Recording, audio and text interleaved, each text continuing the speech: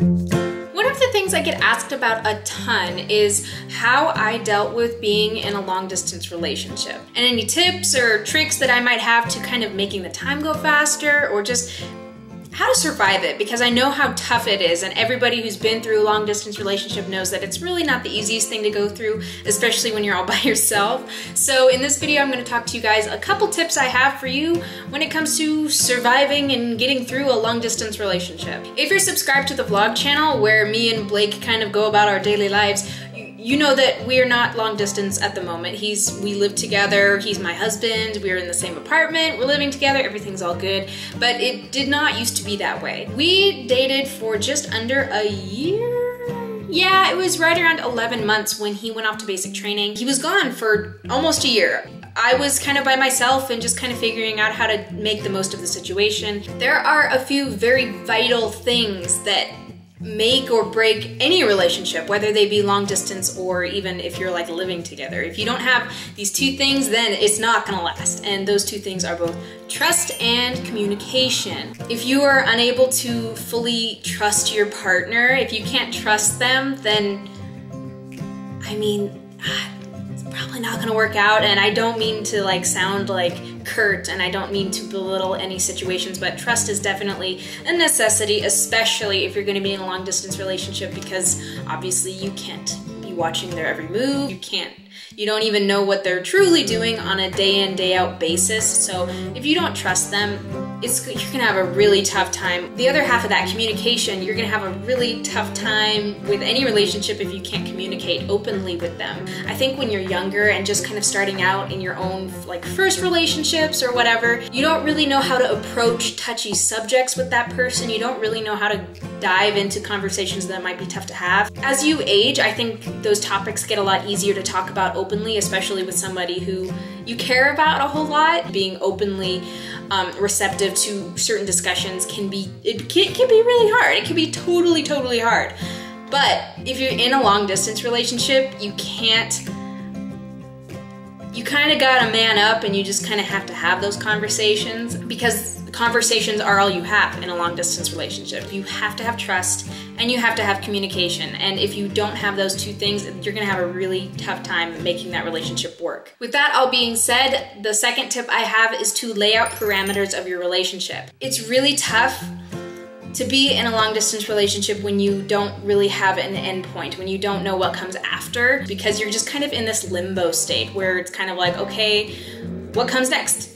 What are we gonna do after this? You know, what is gonna happen to us? And you have to be able to talk about that with your partner and talk about, you know, when this distance is over, if it's, you know, a couple months, if it's a year, if it's 5 years, whenever this distance is over, what do you see for us? What are we gonna do? Am I gonna move to you? Are you gonna move to me? Are we gonna get married and move together somewhere new? Are we gonna stay back home? You also have to talk about what is and isn't okay in your relationship, and just kind of, you know, openly talk about things you might not be okay with while the distance is still in effect. I think there are a few things that if you're in a monogamous relationship, you can kind of assume your partner knows, but when distance comes into the picture, sometimes it's not that monogamy gets thrown out the window, it's just that some things maybe might be a little bit more shadowed. Would you be okay with your significant other going to a house of somebody that's the opposite gender and hanging out with them for a little bit? Is that something that's okay with you or not okay with you? Little things like that might not seem like a big deal when you're in a relationship that is close together, kind of have the potential to possibly spark some jealousy in one of you if it's not discussed. And so that's one of those things that's kind of, it's an awkward conversation to have because nobody wants to have those conversations, but it also plays into trust and communication, because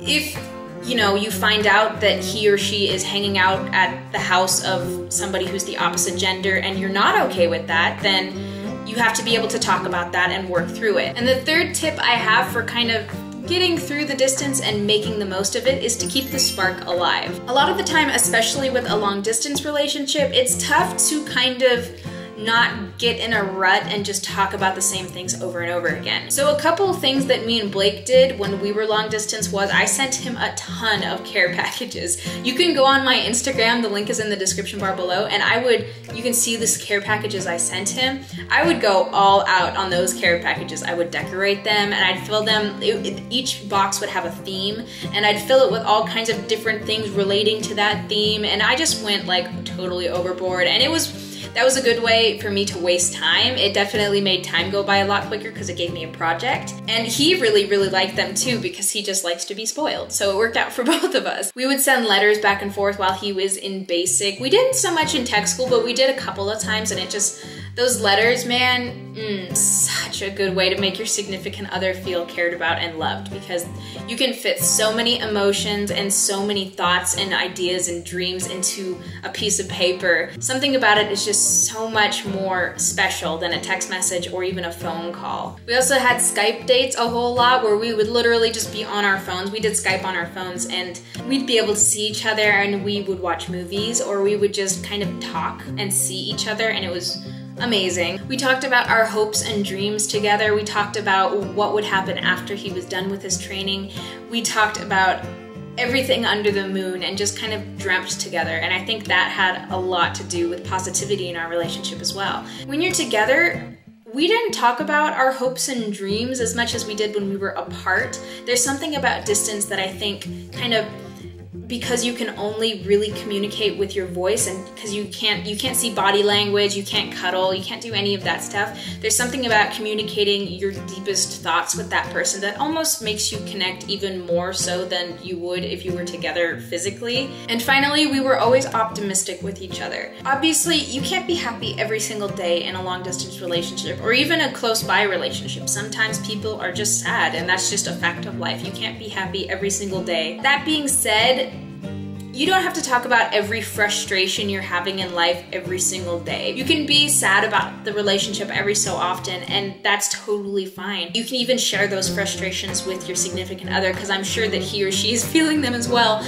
But when you talk about it every single day and it comes up in every single conversation, maybe you were having a good day, but you talk to your significant other about how much you miss them and how hard the distance is and how much it's getting worse, or you're so over it, or you just can't wait until they're done and you can just be with them again. When you hear that every single day, it's endearing, but it's also a huge downer. And you want to be able to help them as much as you can and make them feel loved and be there. You know, you want to be there more than anything else in the world, but it brings that whole reality in where you can't. It is so tough. And those are the worst days, when you want nothing more than to just talk to them about every horrible thing that you're feeling, and you just want to hold them and you just want to be with them, but you can't. You want to be able to share as much with them as possible, but if you're sad every single day, I wouldn't want Blake to be sad every single day with me. Does that make sense? So I hope this video was helpful. I know I feel like it kind of ended on a bummer note, and I don't mean to do that. A lot of people were asking me about long distance relationships and how we got through them, and those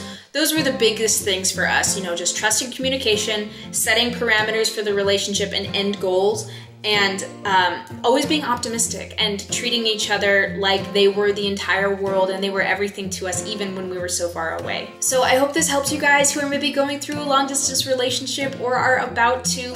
You know, I'm crossing my fingers for you. You just gotta keep your chin up and it's gonna be okay. There will be an end. Even if you don't have an end date right now, it'll end eventually. You'll get there. You just have to keep your chin up and just believe that you can do it. And your significant other has to think that too.